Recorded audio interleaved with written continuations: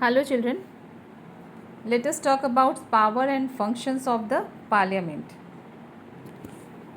In previous video, we have discussed about the Lok Sabha and the Rajya Sabha. Now we will talk about the power and functions of the parliament. Law making functions, you know parliament the legislature, तो पहला function क्या होगा? Law making ही तो होगा बच्चों. तो law making functions, the parliament is the highest law making body. It can introduce new laws and change the old ones. The parliament only has the power of this, to introduce the new one and change the old ones. You have, I think, listened about the article 370 has been changed. While making a law, certain procedures must be followed. It should first be introduced in the form of bill. यानी इसके जो law making process है ना, उसके certain कुछ steps हैं, procedures हैं, वो फॉलो किए जाने चाहिए. तो सबसे पहला स्टेप क्या है? It should be first introduced in the form of bill. सबसे पहला स्टेप है कि ये एक बिल के रूप में पार्लियामेंट में इंट्रोड्यूस किया जाता है. अ bill is a proposed law. What is a proposed law? This is the law. It is called bill. When the bill is passed by both the houses and gets the president's consent, it becomes an act or law. यानी bill का पूरा एक lengthy process होता है बेटा. First it will be introduced in the which Lok Sabha.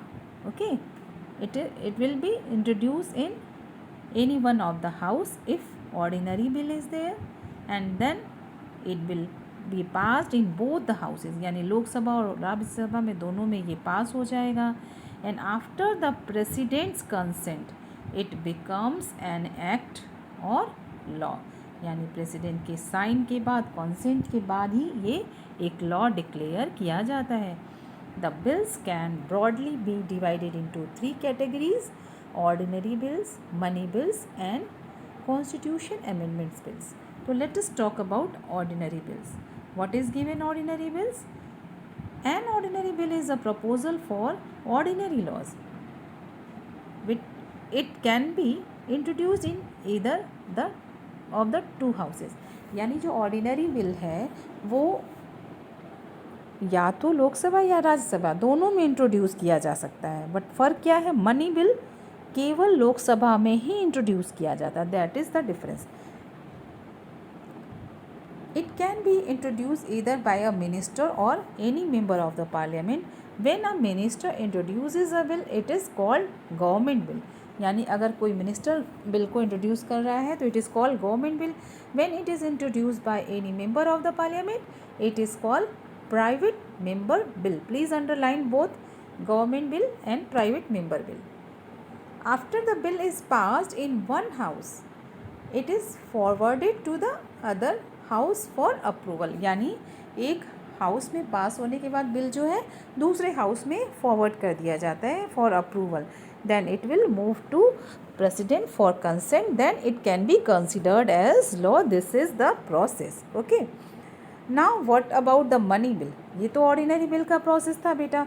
फिर से ध्यान से सुनो, मैं बहुत ईजी में बता रही हूँ. Bill will be presented by any minister, okay, in the Lok Sabha और Rajya Sabha, the ordinary bill. Then it will be moved to the another house. अगर लोकसभा में इंट्रोड्यूस किया गया है तो राज्यसभा में जाएगा और उस दोनों हाउसेस में इसकी रीडिंग होगी, उस पर बहस की जाएगी और दोनों हाउसेस में पास होने के बाद then it will go to the consent of president. Then it become a law if it will be passed. So now let us talk about money bill. Money bill के मैटर में क्या है? पहली बात, a money bill relates to the financial matters. For example, the taxes, borrowing of money, the payment and withdrawal of funds. It can be introduced only in Lok Sabha. Please underline, money bill can be introduced only in Lok Sabha. Before its introduction, 2 steps are required to be followed. First, the president consent or certificate from the speaker about whether it is a money bill or not. I think it is clear to you. Now constitution amendment bill की हम बात करेंगे बेटा. और constitution amendment bill deals with amendment in our constitution, यानी जो bill, जो law constitution में अमेंडमेंट के लिए लाए जाते हैं, that is called constitution amendment bill. It can be introduce either in the Lok Sabha और इन द राज्यसभा. यानी केवल मनी बिल ऐसा है जो कि केवल लोकसभा में ही इंट्रोड्यूस किया जाता है. बाकी के ऑर्डिनरी बिल्स और constitution amendment bill can be introduce in either of the houses. Let us continue this table. Very easy way it is given. Ordinary bill, a proposed law, proposal for ordinary laws. Money bill relates to financial matter, but इसमें approval मिलना चाहिए किससे? President consent and certificate from the speaker. Now what is constitution amendment bill? Deals with amendments in the constitution. ये तो अपने दिमाग में बिल्कुल ये इमेज जो है आप बैठा लो बच्चों. Very important part. Introduced ordinary bill introduced in either of the two houses. Money bill can be introduced in the Lok Sabha only, and constitution amendment bill also can be introduced in both of the houses. Now we will talk about how a bill becomes a law. Easy way में मैंने आपको steps तो बता दिए, लेकिन सारे के one by one हम स्टडी करेंगे बच्चों.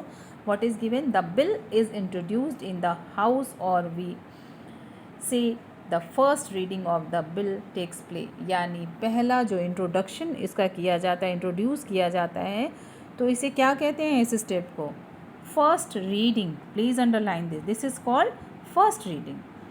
The importance and the purpose of the bill is explained by the person who introduces it.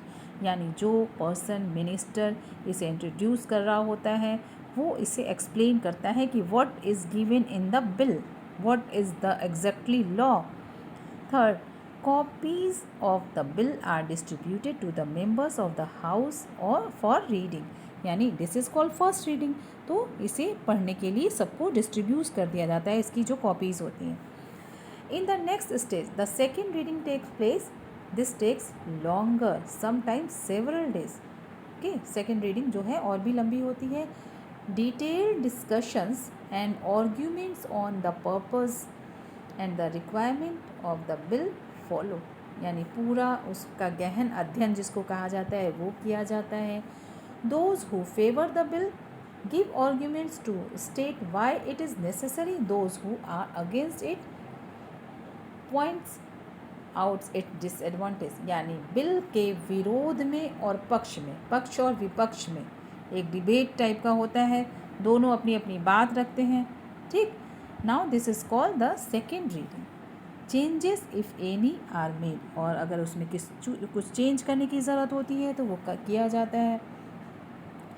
If required, the bill is discussed by second committee, selected members of the house that presented bill, or a joint committee, selected members from both the houses, if it is required.